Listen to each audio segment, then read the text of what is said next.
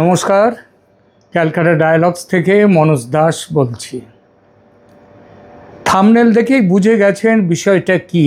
হ্যাঁ, গত কয়েকদিন ধরে যে পদ না ছাড়ার যে নাটকটা করলেন মমতা বন্দ্যোপাধ্যায়, আমাদের এই মুহূর্তে প্রাক্তন মুখ্যমন্ত্রী, তিনি পদ ছাড়ব না, পদত্যাগপত্র করব না বলে যে নাটকটা করলেন, সেই নাটকের কতটা মঞ্চ সফল হলো এবং সেই নাটকে শেষ পর্যন্ত কার অভিনয় ভালো হলো, কে হাততালি পেলেন, কে জিতলেন, এই বিষয়টা নিয়ে এখনকার আলোচনা।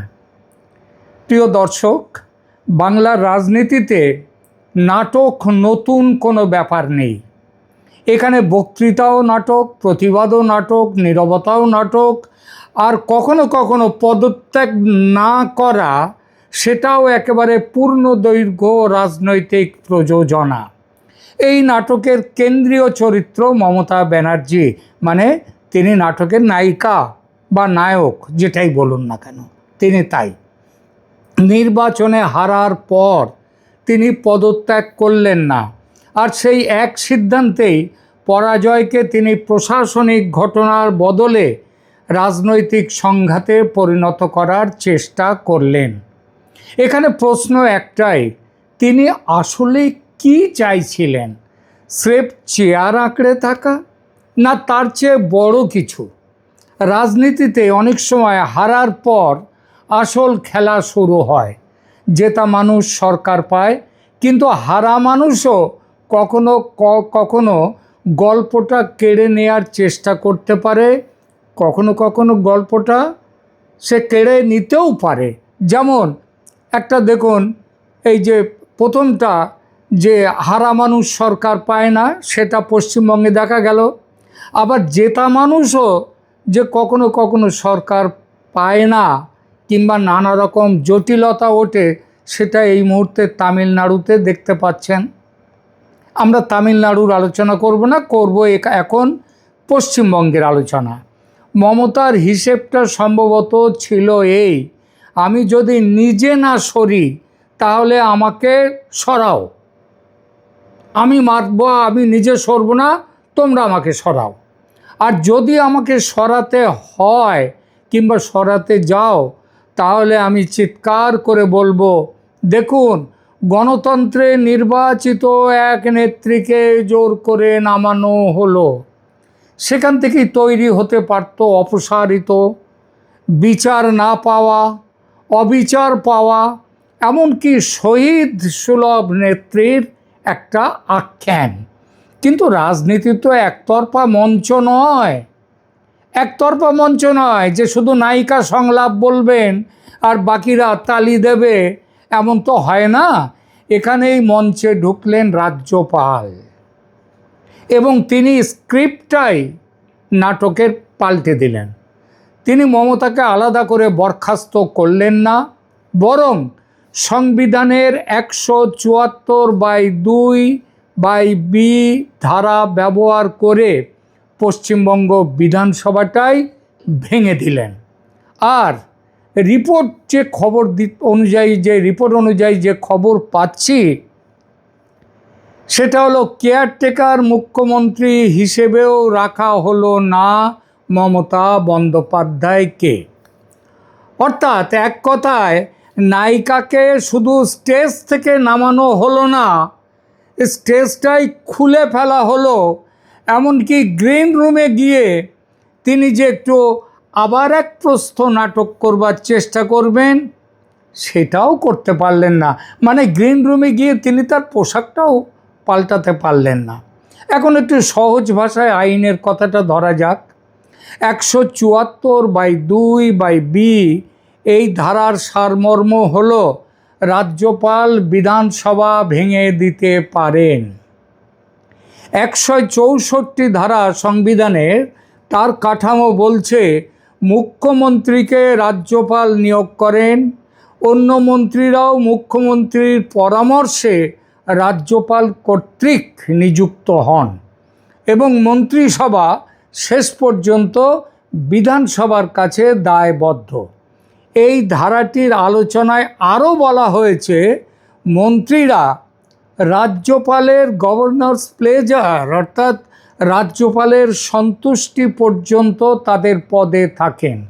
অর্থাৎ মমতা যদি ভেবে থাকেন, তিনি সেটা ভেবেও ছিলেন যে আমি ইস্তিফা দেব না, আমি তাই আছি। সংবিধান সেই সরল অঙ্ক মেনে চলে না, কারণ সরকার শুধু ব্যক্তি ইচ্ছায় টিকে থাকে না, তা টিকে থাকে আইনসভার বৈধতাতে। আর সেই আইনসভাটাই যখন ভেঙে দিলেন রাজ্যপাল, যে ক্ষমতা তার আছে, তখন চেয়ার থাকলেও তার পার থাকলো না, চেয়ারের পা নেই, পা না থাকলে চেয়ারে বসা যায় না। এবার আসি ৩৫৬ ধারার কথায়।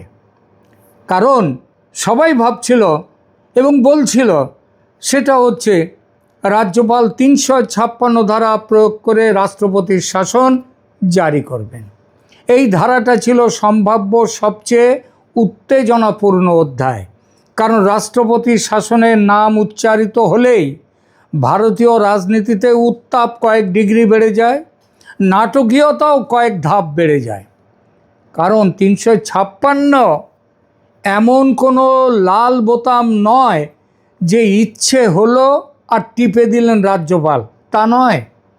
এই ধারাটির ভাষ্য অনুযায়ী, বিশেষ করে এস.আর. বোম্মাই কেস অনুযায়ী, যখন কোনো রাজ্যে সংবিধান অনুযায়ী সরকার চালানো সম্ভব হচ্ছে না, তখন রাষ্ট্রপতি হস্তক্ষেপ করতে পারেন। কি দাঁড়ালো কথাটা? যখন সংবিধান অনুযায়ী সরকার চালানো সম্ভব হচ্ছে না।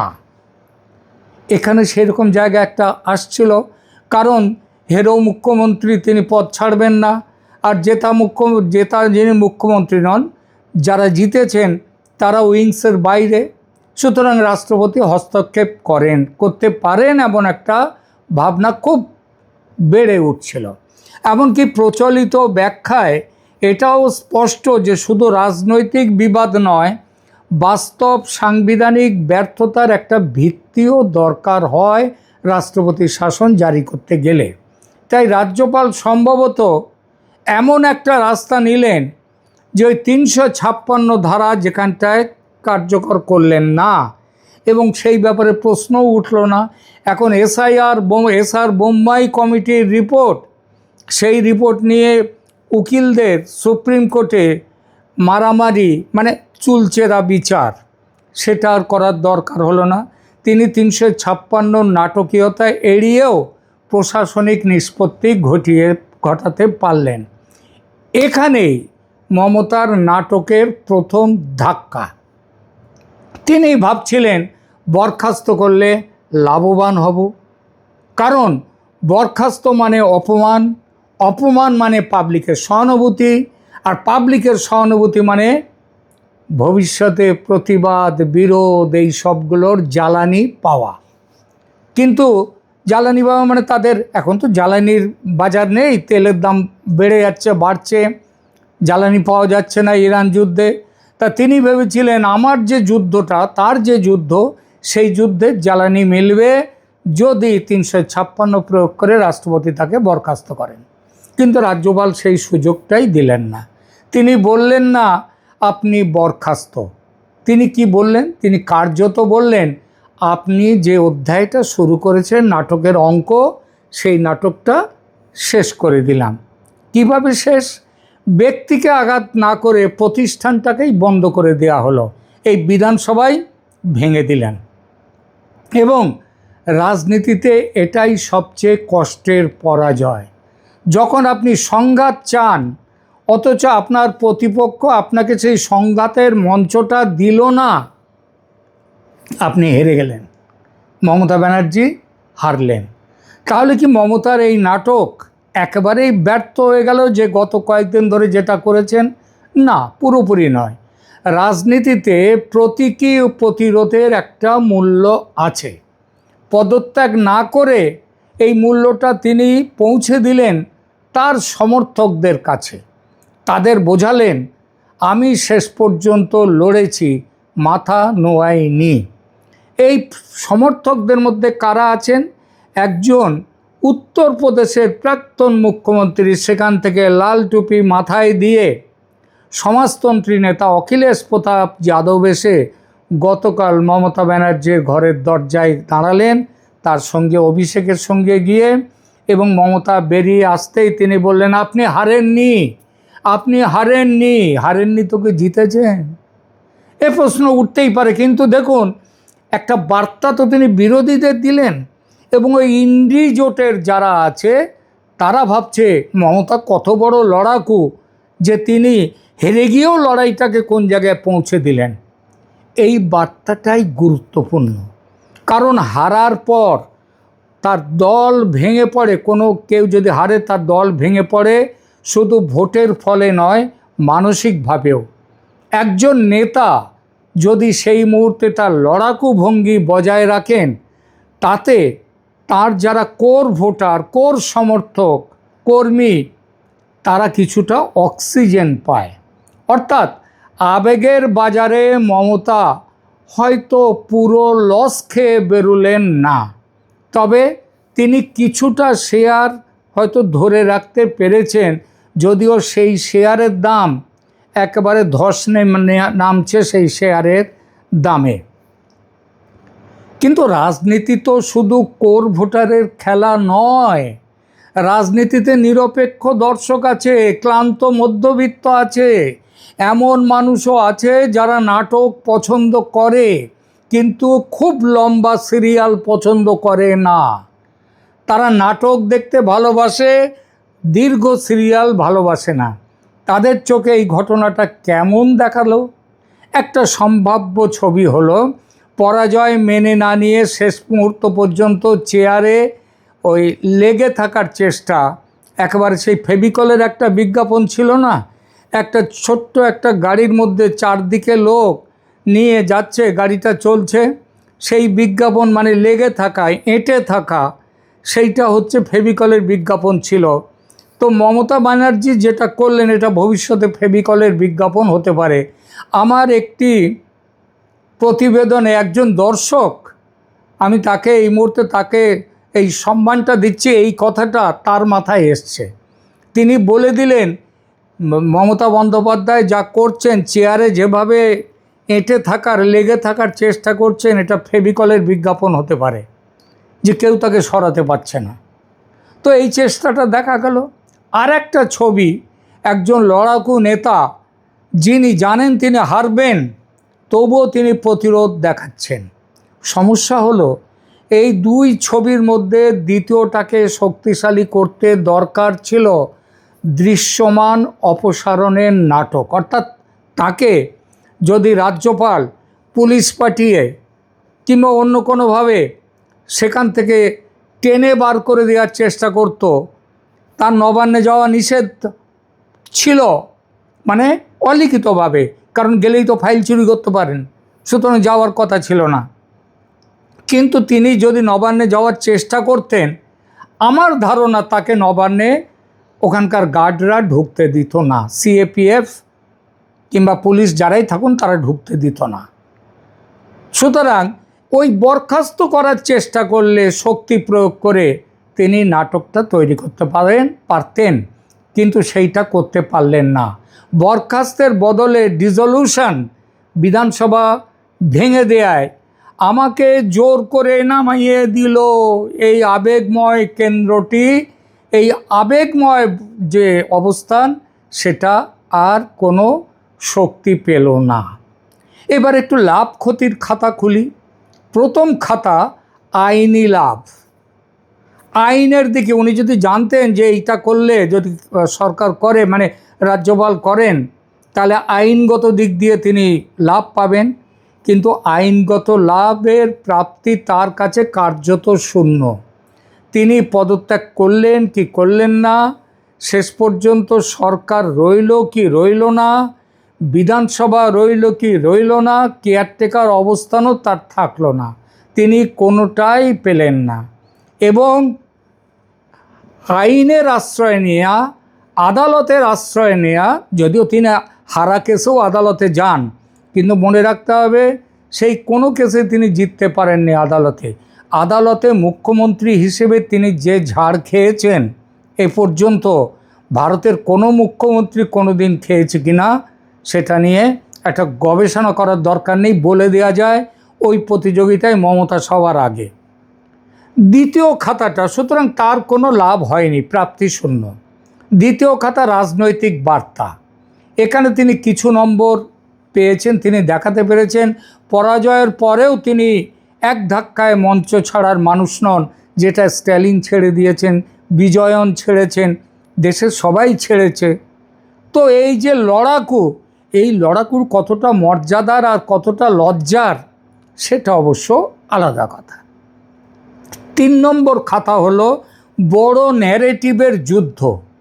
এখানেও তিনি কাঙ্ক্ষিত জয় পেলেন না, কারণ শিরোনাম পেয়েছেন সারা ভারতে, কেন অনেক জায়গাতে, ভারতের বাইরেও। বাংলাদেশে কারা বলেছে মমতা লড়াই করে যান, আমরা আপনার সাথে থাকি, জামাত বলেছে। বাংলাদেশে 17 কোটি মানুষ, 17 কোটি মানুষ নাকি মমতার সাথে আছে। মানে সত্যিই বাংলাদেশ ওরে নিজে কি খাবি, নিজে পায় না শুতে, শঙ্করা রেখে ডাকছে। তাই বাংলাদেশের জামাতের হচ্ছে সেই প্রশ্ন, সেই অবস্থা। এবার আসি, এই প্রশ্ন কার দিকে পাল্লা ভারী হলো? মমতার খাতা তো প্রায় কোনো লাভের অঙ্ক নেই। কার দিকে পাল্লা ভারী? রাজ্যপালের দিকে, নিঃসন্দেহে। কারণ তিনি এমন এক সাংবিধানিক পথ নিলেন যাতে প্রশাসনিক সমাপ্তি হলো, আবার ব্যক্তিগত বরখাস্তের নাটক তৈরি হলো না। একই সঙ্গে 356 ধারার যে ভারী অস্ত্র সেটাকেও সামনে আনতে হলো না। রাজনৈতিক প্রতিপক্ষের দিকে কতটুকু পাল্লা ঝুঁকলো? কারণ প্রতিপক্ষ মমতা ব্যানার্জি তো শুধু পরাজিত হলেন না, পরাজয়ের পর নতুন করে সহানুভূতির ঢেউ তোলার সুযোগও পেলেন না। সবাই হাসছে তার এই লড়াই দেখে, তথাকথিত।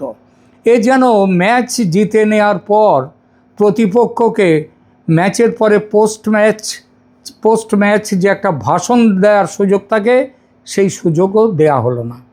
সব মিলিয়ে মমতা ব্যানার্জির পদত্যাগ না করার নাটক মঞ্চ সফল হয়েছিল প্রথম অঙ্কের কিছুক্ষণ অবধি। উদ্বোধনী দৃশ্য ছিল জোরালো, রাজনৈতিক বার্তা ছিল স্পষ্ট, সমর্থকদের মধ্যে উত্তেজনা তৈরি করেছিল।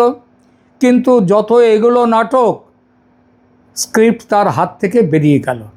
কারণ রাজ্যপাল তাকে বরখাস্ত না করে 174/2/B ধারা ব্যবহার করে বিধানসভায় ভেঙে দিলেন।